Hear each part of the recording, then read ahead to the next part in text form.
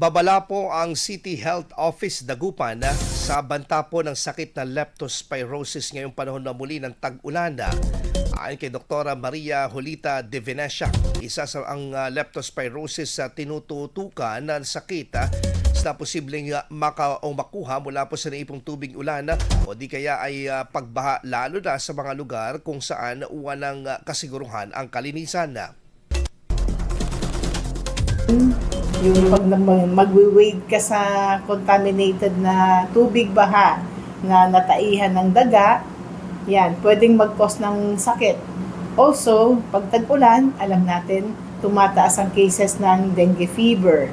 Kaya yan, yan ang mga diseases ang ating mga binabantayan.